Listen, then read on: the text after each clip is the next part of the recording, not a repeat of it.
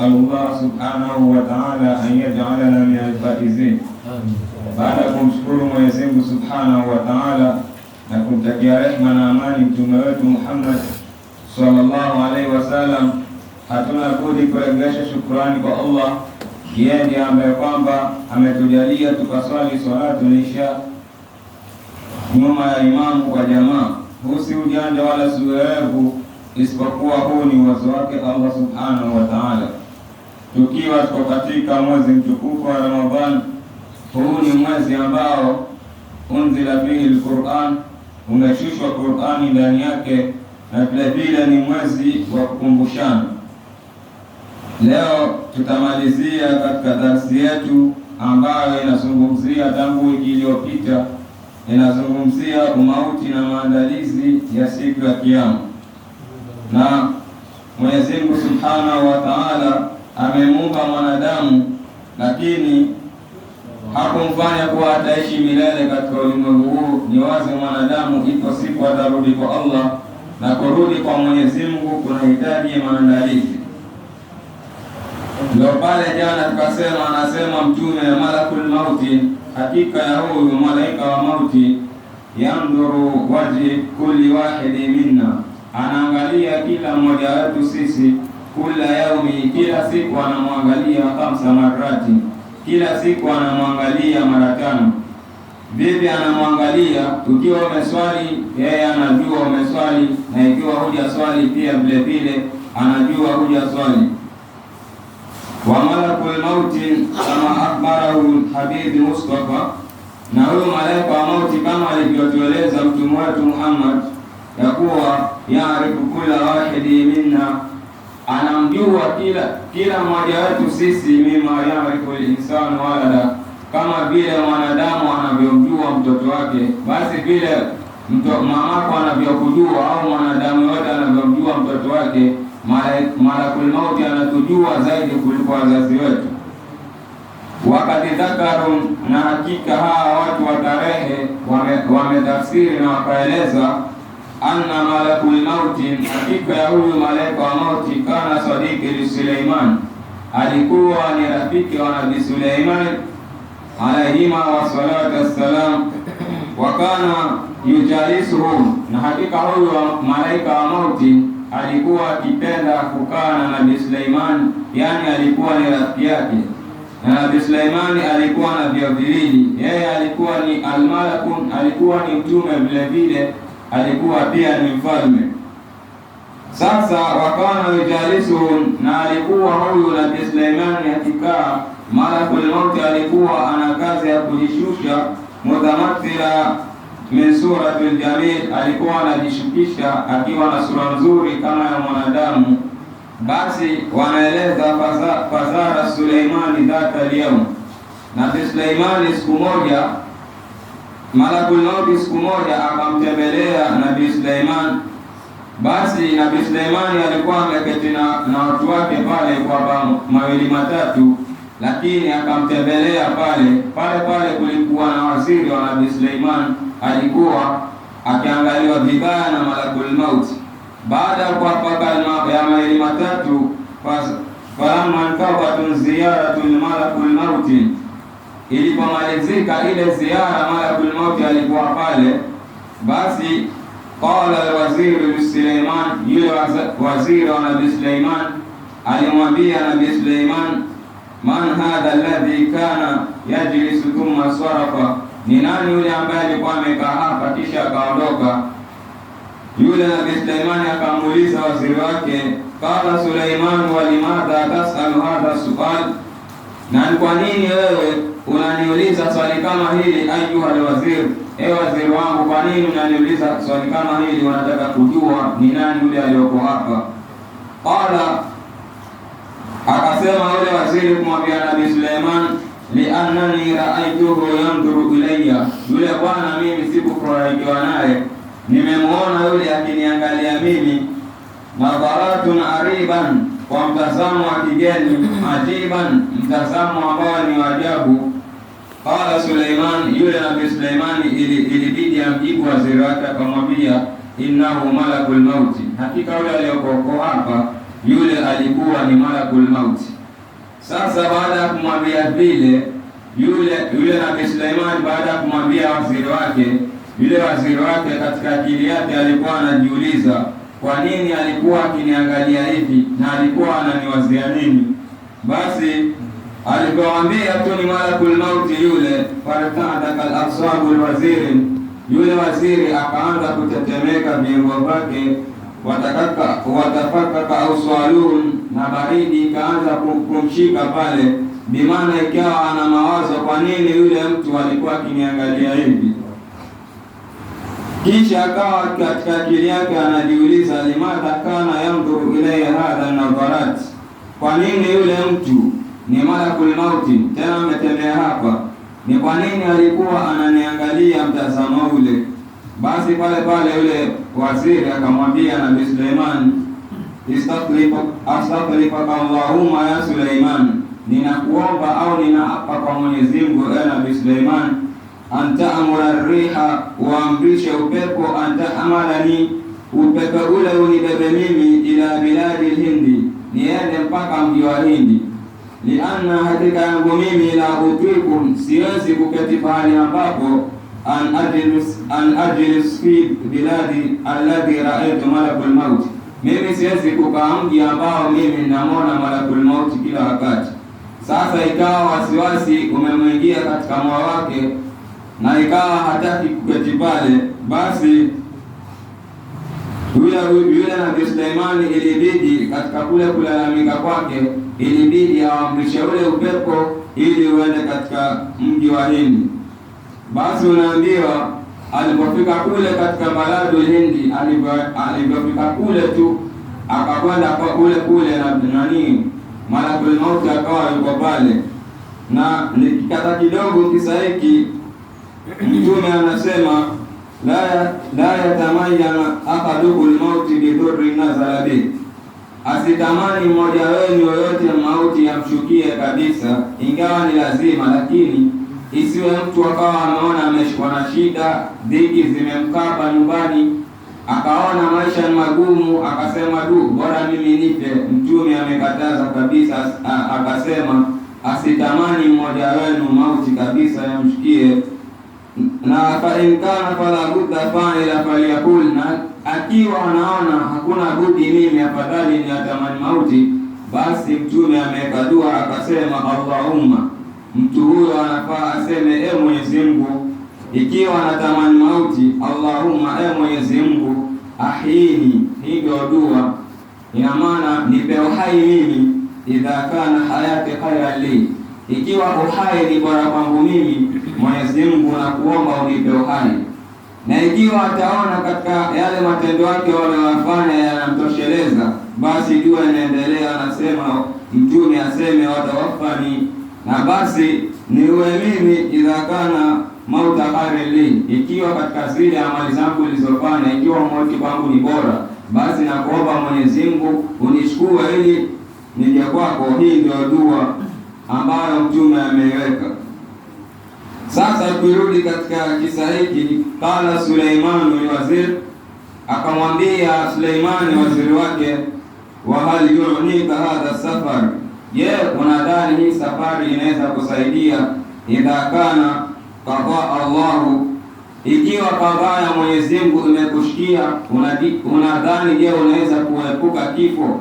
Akamuuliza hivyo na Nabii Suleimani akamuuliza waziri wake. Qala waziri, yule waziri alikuwa haelewi, akawa anamwambia unashirika billahi, nakuapia kwa Mwenyezi Mungu, uamrisha upepo, antahamalani ila biladi Hindi, unibebe mimi mpaka mji wa India, mimi sitaka hapa. Sasa katika kulalamika kwake ilibidi akthara Suleimani, ilibidi Nabii Suleimani awamrisha upepo kama Mwenyezi Mungu alivyomsifu katika Qur'ani. Nabii Suleimani akasema wasakarna lahum rihun, tulimrahisishia upepo, tajri bi amrihi ruhaa, upepo ule ulikuwa unaenda kwa amri zake bila shida yoyote. Nabii Suleiman yeye alikuwa amepewa uwezo mwingi sana wa kuongea na ndege, na vile vile Mwenyezi Mungu alikuwa amempa uwezo amempa elimu pia ya kumiliki kuweza kwa kontrol majini, bimaana alikuwa ni mfalme mkubwa sana. Basi baada ya kulalamika vile, akawaamrisha upepo ukaenda zake ukampeleka ule bwana katika mji wa India. Unaambia wa baada an wasala ila baladi Hindi, baada ya kufika katika ule mji wa Hindi, jaa malakul mauti, alikuja malakul mauti kwa Nabii Suleiman, akamwambia lakad ajibtu, mimi tayari mimi nishakwenda kutekeleza amri. Huyo bwana mimi nimekwenda tayari huko nimeenda nikachukua roho yake na nikaipeleka kwa Mwenyezi Mungu, lakini mimi nimestaajabu sana nilipokuja hapa. Nilivyomuona huyu waziri wako yuko hapa, nimestaajabu, nikawa ninajiuliza, je, nimekosea amri au Mwenyezi Mungu amenipa mtihani? Maana mimi nimetumwa katika mji wa India nile nikamtoe roho, lakini mimi nashangaa nimekuja nikamkuta hapa Madinatul Qudusi, Biladil Qudus. Nashangaa nimekuta katika mji huu, ndio nilikuwa najiuliza ndiye au siye. Lakini ndio pale akasema, mimi namjua mwanadamu kuliko yeye anavyojua na mzazi wake. Ina maana pale ndio Nabii Suleiman alikuwa akashatekeleza tayari amri, yule bwana akashaelekea mbele ya haki. Kwa hiyo hii inatufundisha kwamba kifo siku zote hakikimbiliki hata ukafanyaje. Kwa cha muhimu mtu ni ajiandae, ajue kiama kipo na ajue umauti huko, na muhimu ni ibada ndizo ambazo zitakwenda zitamsaidia katika siku ya kiyama na kaburini. Ndio Mwenyezi Mungu akasema, aina ma takunu yudrikumul mauti wa la kuntum fi burujil mushayyada, popote mtakapokuwa nyinyi nyote wanadamu yatawafikieni mauti hata ikiwa mko katika mapango. Ina maana mauti yatakufikia kule kama siku yako imefika.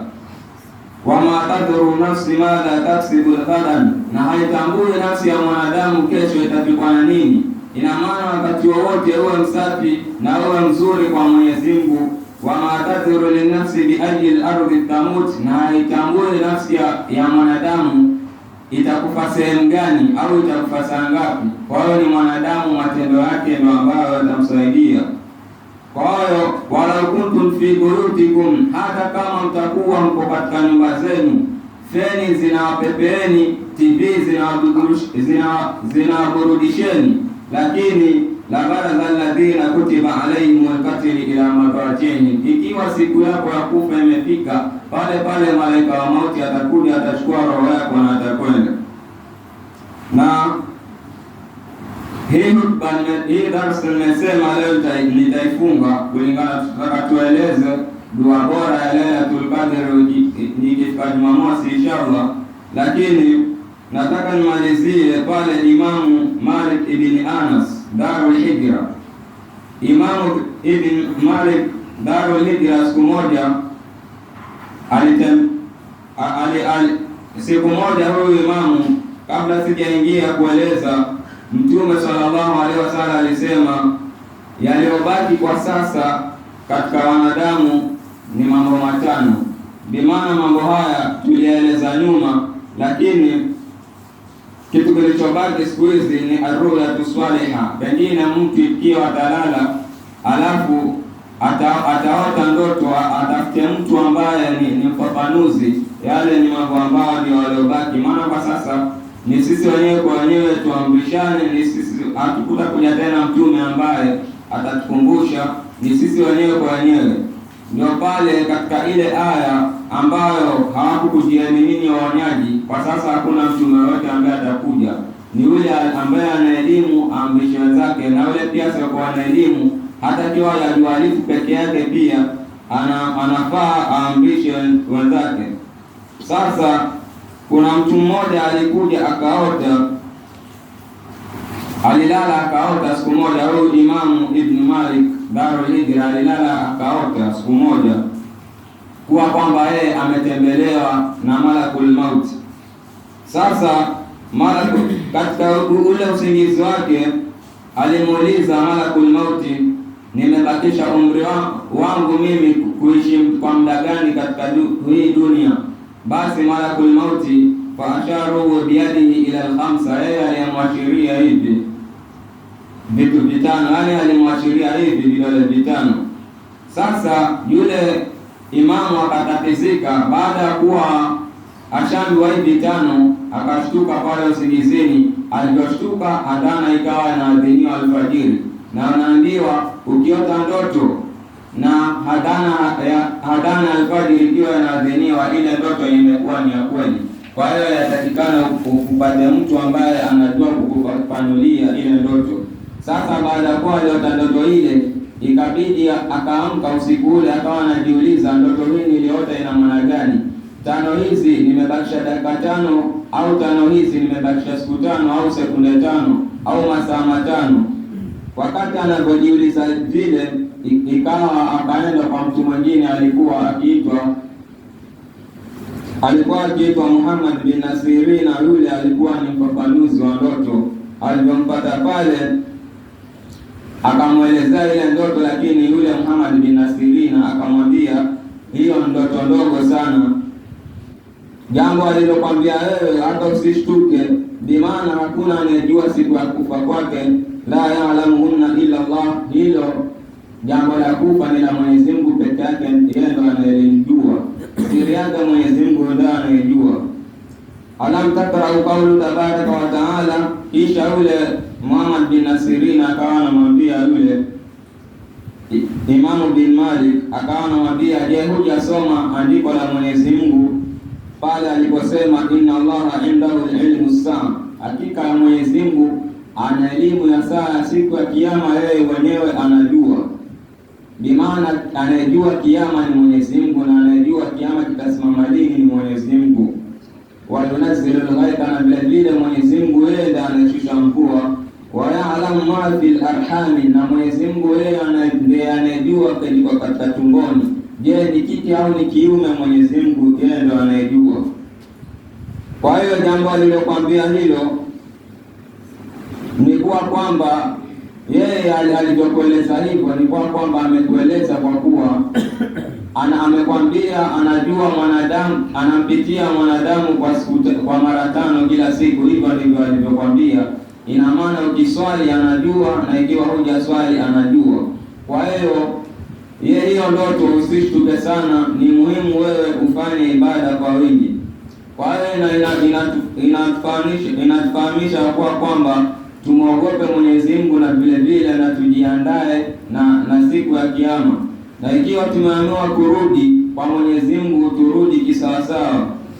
Ndio pale Mtume sallallahu alaihi wasallam aliambiwa na Mwenyezi Mungu, innaka mayitun, hakika Mtume utakufa, wa innahum mayitun, na hao wanaokupinga vile vile nao wote watakufa. Kwa hiyo tuangalie wale waliompinga mtume wote walikufa, na mtume mwenyewe naye alikufa. Tumebakia sisi ambao ni umati bora. Tumeambiwa kwa kwamba tunaamrishana mema na vile vile tunakatazana maovu. Na vile vile Mwenyezi Mungu pia katika uhai wa mtume akamshikishia aya nyingine, akamwambia wama ja'alnaka libasharika min hudda, na tulikuwa hatukukufanya ewe mtume utabaki kuwa utaishi milele. Afa imita, je ewe mtume ukifa wa khaliduna, je hao wengine watabakia milele? Kwa hiyo hakuna atakayebakia hapa. Na mtizame, wanduru fi manil malaki dunia, mtizame yule ambaye amemiliki dunia, ufalme anao, pesa anazo, kila kitu anacho katika nyumba. Tuseme kwa mfano rais, si kila kitu anacho, lakini mtizame ile siku ya kuondoka kwake. Arraha minha, je mtu yule anaondoka akiwa na raha? Isipokuwa kuondoka kwake ni kwa kwamba anafungwa tu kama peremende na hana faida yoyote, anakwenda kusikwa. Amali zake ndizo ambazo zitamsaidia.